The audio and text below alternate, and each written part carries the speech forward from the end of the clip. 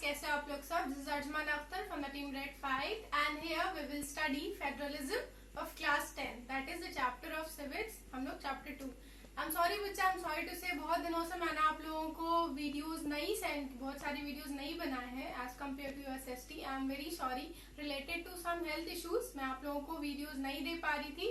So I know आप लोगों के सिलेबस थोड़ा पीछे चले हुए होंगे, आपने कहीं ना कहीं से रेफरेंस लेके अपने आगे की सिलेबस कंप्लीट की होगी. I am heartedly sorry for that. आज से मैं पूरी कोशिश करूंगी कि आपको सारे वीडियोस बैक टू बैक दे सकूं और जल्द से जल्द आपके सिलेबस को कंप्लीट कर सकूं.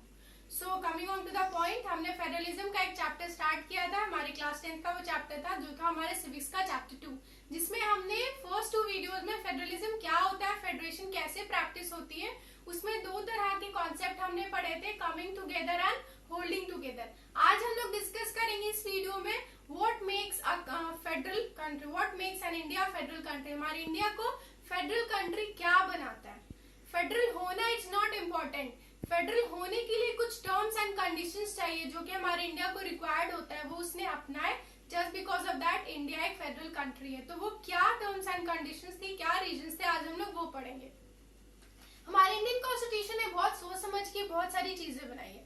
तो हमारे इंडियन कॉन्स्टिट्यूशन जितने भी बच्चों लॉज या पॉलिसी बनाते हैं ना, वो अलग अलग आर्टिकल और अलग अलग चीजों के तहत होता है. तो जितने भी डिफरेंट लॉज एंड पॉलिसीज बने, डिफेंस में, तुम्हारा अलग सेक्टर में, म्युनिसिपल कॉर्पोरेशन में, वो सबको एक नाम दिया गया. First schedule of Indian constitution, second schedule of Indian constitution, ऐसे करके हमारे इंडियन कॉन्स्टिट्यूशन में टोटल 7 शेड्यूल है. मतलब के 7 शेड्यूल मतलब 7 टर्म्स एंड पॉलिसीज ऐसी है जो दी गई हमारे देश को, हमारे कॉन्स्टिट्यूशन को, जिससे कि हमारा देश स्मूथली रन कर सके. तो इन दैट उन सारे 9th में अमंग 9 जो 7th schedule of Indian constitution है, that is the power distribution among the 3 list. ये जो 7th schedule of Indian constitution है, इसी के अंतरिक्त हमारे 3 लिस्ट में जो पावर डिस्ट्रीब्यूशन है उसमें ये लॉ बनाया गया. ठीक है. So basically the distribution of power among 3 list is originally known as the 7th schedule of Indian Constitution.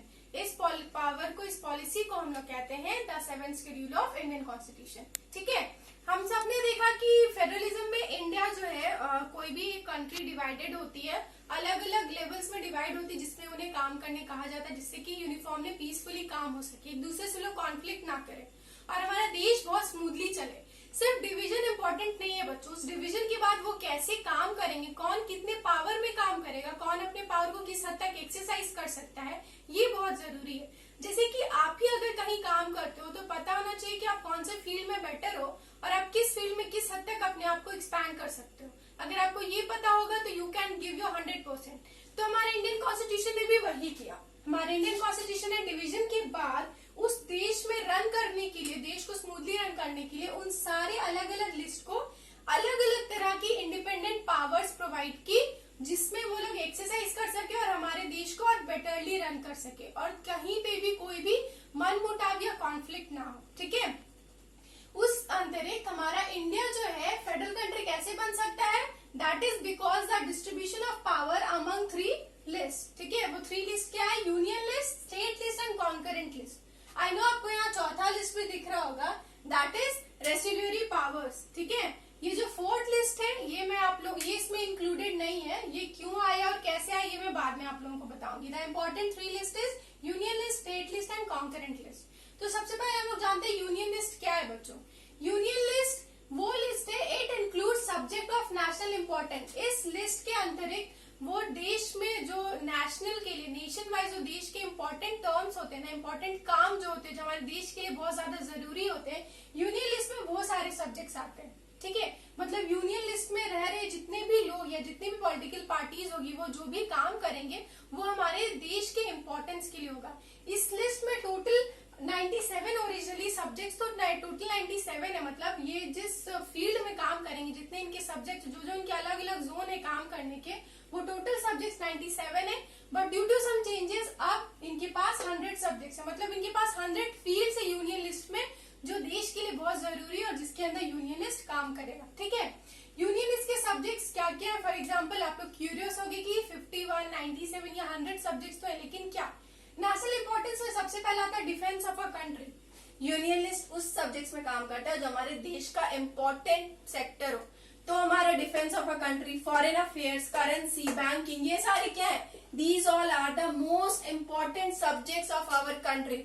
और ये सारे most important subjects of a country कौन डील करता है, यूनियन लिस्ट डील करता है। ये तो था कि ये कौन कौन से जोन पे काम कर सकते हैं बच्चों, लेकिन अब इसमें पावर डिवीजन कैसा है, क्योंकि this all 7th schedule of Indian constitution is all about division of power. तो यूनियन कॉन्स्टिट्यूशन को, सॉरी, यूनियन लिस्ट को जितने भी सब्जेक्ट्स मिले काम करने के लिए, उन सारे सब्जेक्ट से रिलेटेड जो भी लॉज बनाना होगा वो इसके लिए खुद रिस्पॉन्सिबल है। ठीक है, union list defence, related to defence, foreign affairs, currency, banking या एक्सेट्रा, आगे जो भी सब्जेक्ट जो भी यूनियन लिस्ट को प्रोवाइडेड है, ऑल द 100 सब्जेक्ट्स, उसमें हो रहा है कोई भी बदलाव, उसमें हो रहा है कोई भी नए पॉलिसी या कोई भी नया लॉ अगर ये बनाना होगा तो ये खुद बनाएंगे, ये किसी से पूछेंगे नहीं, उसके लिए ये खुद रिस्पॉन्सिबल होंगे। Union list is itself responsible for that. वो ना स्टेट लिस्ट से कोई मतलब है उन्हें, ना कॉन्करेंट लिस्ट से, ये इसके लिए खुद रिस्पॉन्सिबल है। इससे रिलेटेड कोई भी लॉ होगा, कोई भी एक्सचेंज होगा, कोई भी न्यू पॉलिसी होगा, यूनियन लिस्ट से खुद बनाएगी। मतलब पावर डिवीजन इनका खुद का होगा, इंडिपेंडेंटली यहाँ पे पावर डिवाइडेड है यूनियन लिस्ट को। ठीक है, no interference. Coming down to the next one, state list. State list क्या है, it contain subject of state and local importance.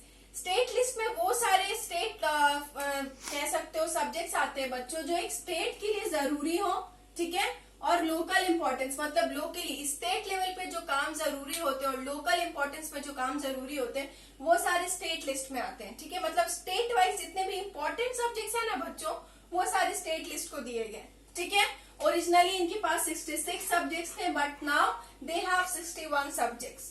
इनके पास 61 सब्जेक्ट्स क्यों है, इसके लिए एक रीजन है। ये जानना आप लोगों के लिए जरूरी है कि हमारे इंडियन कॉन्स्टिट्यूशन में अलग अलग डिवीजन के पास कितने कितने सब्जेक्ट्स होते हैं। पहले स्टेट लिस्ट के पास काम करने के 66 सब्जेक्ट्स थे, लेकिन अब इनके पास 61 सब्जेक्ट्स है। That is because under the amendment 42 amendment act of 1976 इनके पास से कुछ सब्जेक्ट्स शिफ्ट कर दिए गए अदर लिस्ट को। ठीक है, that can be union list और कॉन्करेंट लिस्ट। ठीक है, उसको स्टेट लिस्ट से हटा करके शिफ्ट करके अलग लिस्ट में डाल दिया गया। तो बेसिकली इसके पास पहले 66 सब्जेक्ट्स थे, लेकिन अब स्टेट लिस्ट सिर्फ 61 सब्जेक्ट्स पे काम करता है। तो ये कौन कौन से सब्जेक्ट्स पे काम कर सकते हैं, state list include police, trade and commerce, agriculture, irrigation. मतलब एक स्टेट का, स्टेट पुलिस में स्टेट खुद रिस्पॉन्सिबल है। मतलब स्टेट आप देखते हो हर जगह की अलग अलग स्टेट पुलिस होती है, महाराष्ट्र की अलग, झारखंड की अलग, बैंगलोर की अलग, पुणे की अलग। तो पुलिस हो गया, ट्रेड एंड कॉमर्स, एक स्टेट का ट्रेड एंड कॉमर्स, वहां की इरिगेशन, वहां की एग्रीकल्चर के लिए ये कौन रिस्पॉन्सिबल है, स्टेट लिस्ट रिस्पॉन्सिबल है। और यहाँ पे पावर डिवीजन कैसा है बच्चों, स्टेट लिस्ट में भी जितने भी काम है, जो भी स्टेट्स को जितने भी सब्जेक्ट्स प्रोवाइड किए गए हैं, इन सारे सब्जेक्ट से रिलेटेड कोई भी लॉ और पॉलिसी इन्हें बनानी हो, किसी भी लॉ में कोई भी बदलाव करने हो, कोई भी नया एक्सचेंज करना हो, उसके लिए स्टेट लिस्ट खुद रिस्पॉन्सिबल है। That list doesn't have to take permission of union list. इसे यूनियन लिस्ट पर डिपेंडेंट रहने की जरूरत नहीं है, ना ही इसे परमिशन लेने की जरूरत है। ये अपने काम में हो रहे बदलाव के लिए खुद जिम्मेदार है, और इन्हें कोई भी अगर इस जो भी सब्जेक्ट्स इन्हें दिए गए उस सब्जेक्ट से रिलेटेड इन्हें कोई भी नया चेंज करना है या उस सब्जेक्ट से रिलेटेड इन्हें कोई भी लॉ बनाना है, वो खुद बना सकते हैं। It's state list is itself responsible for that. ठीक है, ये खुद इंडिपेंडेंटली लॉ बना सकते हैं। तो हमने क्या देखा, यूनियन लिस्ट भी इंडिपेंडेंट लॉ बना सकता है, बट जो सब्जेक्ट्स उन्हें प्रोवाइड किए गए सिर्फ उसी के अतिरिक्त। स्टेट लिस्ट भी अपने लॉज खुद बना सकता है, लेकिन all the subjects that is given to them. State list और यूनियन लिस्ट में हमने ये देखा। Now coming down to third list, that is concurrent list. It includes subjects of common interest to of both union government and as well as state government. Concurrent list के जो subjects है ना बच्चों, जो concurrent list को काम दिए गए हैं, वो काम है ऐसे जो common interest मतलब कि basically उनके subjects जो होंगे वो union government और state government दोनों के अंदर आएंगे। common interest के लिए जितने भी subjects हैं, हमारे देश के जितने भी common interest के जितने भी काम है, वो सारे काम concurrent list में आते हैं। लेकिन वो कॉमन इंटरेस्ट दोनों की जगह हो गए, मतलब उसमें यूनियन गवर्नमेंट और स्टेट गवर्नमेंट दोनों इन्वॉल्व है। कैसे इन्वॉल्व है ये आप लोगों को आज भी बताती हूँ। टोटल इसके सब्जेक्ट्स कितने, 52 subject, such as marriage, education, adoption, succession, मतलब कि कहीं कौन शादी करेगा, कौन से ईयर में कौन शादी कर सकता है, नहीं कर सकता, एजुकेशन, अडॉप्शन, बच्चा को अडॉप्ट करना, कौन किसका सक्सेशन बनेगा, ये सारे जितने भी कॉमन इंटरेस्ट के जितने भी सब्जेक्ट्स, जितने भी काम है, इस पे कॉन्करेंट लिस्ट काम करता है। लेकिन वो सब्जेक्ट्स यूनियन लिस्ट और स्टेट गवर्नमेंट, यूनियन गवर्नमेंट और स्टेट गवर्नमेंट दोनों के लिए बराबर है, मतलब दोनों उसमें अपना योगदान दे सकते हैं। कैसे? कॉन्करेंट लिस्ट में जो पावर डिवीजन है बच्चों, वो ऐसी है कि जो भी सब्जेक्ट कॉन्करेंट लिस्ट को दिए गए हैं, उस सब्जेक्ट से रिलेटेड अगर कोई भी चेंज करना हो, कोई भी लॉ बनाना हो, तो वो लॉ स्टेट, यूनियन गवर्नमेंट और स्टेट गवर्नमेंट दोनों मिलकर बनाएगी। ठीक है, उसमें या तो यूनियन गवर्नमेंट लॉ पास करेगी या स्टेट गवर्नमेंट लॉ पास करेगी। ठीक है, इसीलिए कहा गया common interest of both union government and state government.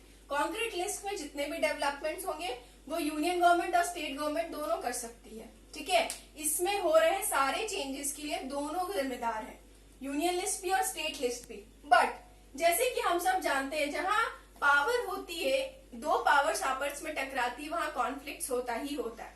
ये बात हमारी कॉन्स्टिट्यूशन बहुत अच्छे से जानती थी कि क्योंकि हक यहाँ पे दोनों को दिया गया है कि इसमें हो रहे बदलाव का जितने भी चेंजेस, उसमें यूनियन लिस्ट और स्टेट गवर्नमेंट दोनों इक्वली पार्टिसिपेट कर सकते हैं। लेकिन कई बार ऐसा पॉइंट आएगा कि यूनियन लिस्ट चाहेगा कि मेरा बात माना जाए और स्टेट लिस्ट चाहेगा कि मेरा बात माना जाए। ठीक है, if any conflicts happen between their laws with each other, union government has the authority to make the final call. ये बात हमारी इंडियन कॉन्स्टिट्यूशन बखूबी जानती थी कि जहां पावर्स में, जहां दो पावर होती है, वहां कॉन्फ्लिक्ट होता ही है। कोई यूनियनिस्ट चाहेगी कि भाई जो पावर मैरिज से रिलेटेड जो लॉ वो पास करे वो माना जाए, तो स्टेट लिस्ट चाहेगा नहीं, मैं जो बोल रहा हूँ वो माना जाए, तो अब इन लोग में कॉन्फ्लिक्ट होगी। तो जब इसके लिए भी एक सॉल्यूशन निकाला गया, अगर यूनियन लिस्ट में रिलेटेड टू सब्जेक्ट में कोई भी कॉन्फ्लिक्ट होता है तो वहां पर फाइनल कॉल लेने की अथॉरिटी यूनियन लिस्ट को दी गई, मतलब कि यूनियन गवर्नमेंट को। यहाँ पे मतलब कि यहाँ पर सेंटर पावर अभी भी कॉन्करेंट लिस्ट में किसकी है? यूनियन लिस्ट की। ठीक है, तो अगर इस दोनों सेक्टर में कोई भी कॉन्फ्लिक्ट होता है पावर को रिलेटेड, तो वहां पे फाइनल कॉल, मतलब एट द एंड किसका फैसला माना जाएगा? यूनियन गवर्नमेंट का फैसला माना जाएगा, स्टेट गवर्नमेंट के फैसले को डिनाई कर दिया जाएगा। समझ गए आप लोग? इसीलिए कॉमन इंटरेस्ट कहा गया union government as well as state government. तो आपने देखा बच्चों, यूनियन लिस्ट, स्टेट लिस्ट और कॉन्करेंट लिस्ट क्या है।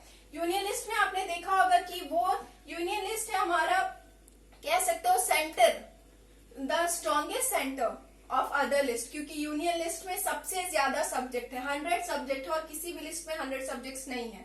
जितने भी मैटर्स या जितने भी इश्यूज है बच्चों जो हमारे देश के लिए बहुत इंपॉर्टेंट है, या जिसमें यूनिफॉर्मिटी चाहिए वर्ल्ड वाइड, नेशन वाइड जिसमें यूनिफॉर्मिटी चाहिए, वो सारे इश्यूज यूनियन लिस्ट में आते हैं। ठीक है, ऐसे इश्यूज जो कि स्टेट वाइज इंपॉर्टेंट है, ठीक है, जैसे कि रीजनल हो गया, रीजनल जितने भी रीजनल या लोकल इंपॉर्टेंस के जितने भी इश्यूज हैं, ऐसे इश्यूज जो डाइवर्सिटी ऑफ इंटरेस्ट को बढ़ाता है, परमिट करता, अलाउ करता हमारे देश को, वो सारे लिस्ट हमारे स्टेट लिस्ट में इन्वॉल्व है। अगर बात करें कॉन्करेंट लिस्ट की, तो एक बात आपको बता दूं, ओरिजिनली कॉन्करेंट लिस्ट का जो कॉन्सेप्ट है ये हमारे इंडियन कॉन्स्टिट्यूशन का नहीं है, ये कॉन्सेप्ट उठाया गया है from the constitution of Australia. ठीक है, दिस कॉन्स्टिट्यूशन, ये जो हमारा कॉन्करेंट लिस्ट है ना, इसका कॉन्सेप्ट जो है वो कॉन्स्टिट्यूशन ऑफ ऑस्ट्रेलिया से बोरो किया गया है। और इससे रिलेटेड जितने भी, इसमें जितने भी मैटर्स हैं, उसमें क्या होता है, लेजिग्नेशन को यूनिफॉर्मिटी तो चाहिए थ्रू आउट द कंट्री, लेकिन वो डिजायरेबल हो, एसेंशियल नहीं। इसमें जो भी लॉज हो वो यूनिफॉर्म तो होने चाहिए, ये डिजायरेबल मतलब कि डिपेंड करता है सिचुएशन पे, लेकिन जरूरी नहीं है कि एकदम through out the country uniformly चले ही चले। अगर जरूरत पड़े तो वहां पर पावर को बिल्कुल स्ट्रिक्टली फॉलो किया जाए, नहीं तो नहीं फॉलो किया जाए। मतलब कि यहाँ पे यूनिफॉर्मिटी डिजायरेबल हो सकती है, कंसिडरेबल हो सकती है, लेकिन एसेंशियल नहीं। ऐसे सारे सब्जेक्ट को यूनियन लिस्ट में डाला गया। लेकिन हमारे इंडियन कॉन्स्टिट्यूशन ने कुछ टाइम के बाद सोचा कि बहुत सारे ऐसी बात है जो इन सारे लिस्ट में नहीं डाली गई है, और भी जैसे जैसे हम डेवलप करते हैं, हमारी जनरेशन आगे बढ़ती है, हमारे क्यूरियोसिटी बढ़ती है, इश्यूज और प्रॉब्लम्स बढ़ते हैं, तो पॉपुलेशन बढ़ने के साथ साथ इश्यूज भी बढ़ने लगे। तो हमारे इंडियन कॉन्स्टिट्यूशन ने सोचा कि बहुत सारे ऐसे सब्जेक्ट्स हैं जो इन तीनों लिस्ट में नहीं है, तो इसके लिए क्या किया जाए, इसके लिए एक नए लिस्ट का इजाद किया गया, दैट इज रेसिडुअरी पावर्स। इसलिए हमारे इंडियन कॉन्स्टिट्यूशन ने एक फोर्थ कॉन्सेप्ट बनाया, रेसिडुअरी पावर्स। रेसिड्यूरी पावर्स क्या है बच्चों? Subjects which are not included in any of the three list are known to be as residuary powers. इन तीनों लिस्ट में जो भी सब्जेक्ट्स इंक्लूडेड नहीं है वो सारे हमारे रेसिड्यूरी पावर्स के अंडर आते हैं। और इस लिस्ट में पावर शेयरिंग कैसी है? इस लिस्ट में जितने भी सब्जेक्ट्स इस लिस्ट को दिए जाएंगे उन सारे सब्जेक्ट से रिलेटेड जितने भी लॉज है उसे सिर्फ पार्लियामेंट ही एक्सेस कर सकता है। पार्लियामेंट ही उससे रिलेटेड कोई भी लॉ बना सकता है। हमारे कॉन्स्टिट्यूशन ने क्या किया?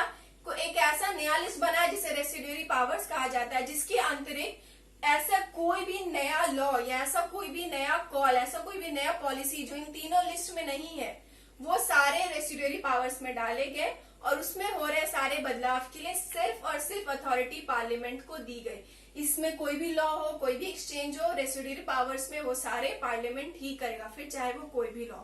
Okay, so that's all for today. ये थे आपके सारे three list of our Indian constitution. If you have any problem, अगर आपको ये लिस्ट समझ नहीं आई हो, कोई भी कॉन्सेप्ट क्लियर नहीं हुआ हो बच्चों, please feel free to ask me on that comment section. I am surely help you out with that. See you all in the next class आगे की नए टॉपिक के साथ। Till then stay safe, study hard. Bye bye बच्चों।